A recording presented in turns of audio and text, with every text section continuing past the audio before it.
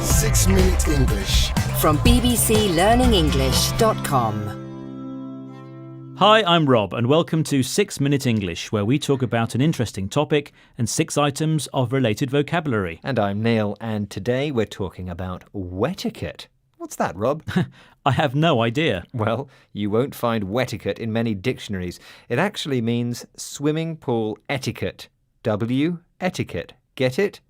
Etiquette is a set of rules for how to behave in social situations, and wetiquette is a set of do's and don'ts to keep things calm in the water. Do's and don'ts are also rules telling us how to behave. So things like no running by the pool or no diving in the shallow end. Am I right? Yes and no, Rob.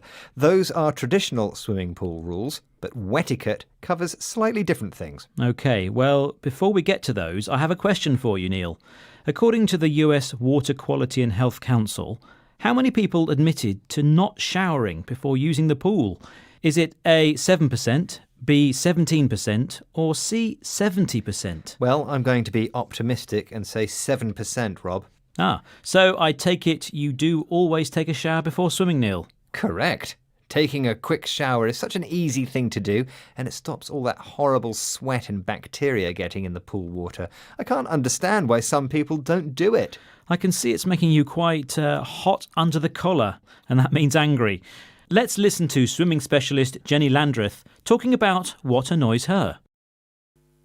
I'm very keen on my wetiquette in It's the that pool. thing where people can get quite cross about, which is, do you go around clockwise or anti-clockwise? Do you overtake or not? Yeah, people need a rule. We need to observe the rules of the pool, and I'm very keen on that. And most other swimmers will suffer from lane rage if people are in the wrong lane of the pool and don't know how to observe the rules of that lane. Lane rage, you mean if you're a kind of slow swimmer and you dare to go in the fast swimmer? Well, I hate to say it, but it is quite often that gentlemen quite often misjudge their speed and think they're slightly faster than they are. The male ego. They quite often don't like it if there's a woman swimming faster than them. So very often they'll go in the slightly faster lane and should be gently encouraged by wetiquette to get into the correct lane. Know your speed. Yeah. I have been. Yes.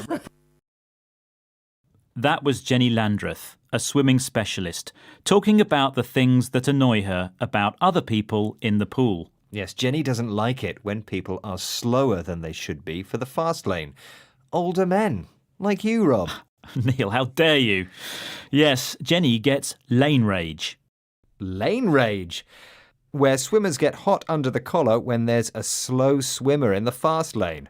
Swimming lanes are the vertical sections of a swimming pool that are often labelled as fast, medium and slow.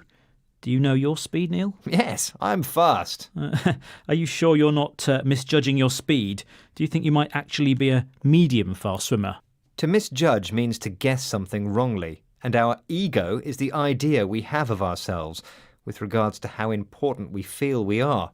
And to answer your question, Rob, no, I'm definitely fast. Are there other things swimmers should be aware of in the pool? Yes. If somebody taps your foot, it means they want to overtake you.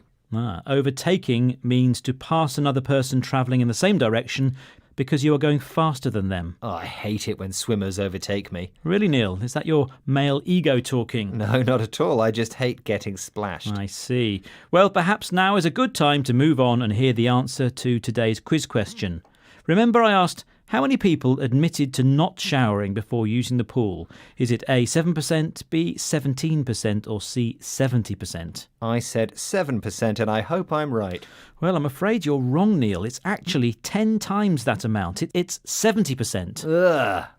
The 2012 US report from Water Quality and Health Council found that around 70% of people do not shower before taking a swim in the pool, adding to the number of germs in the water. Perhaps swimming pools should start fining people who don't take a shower.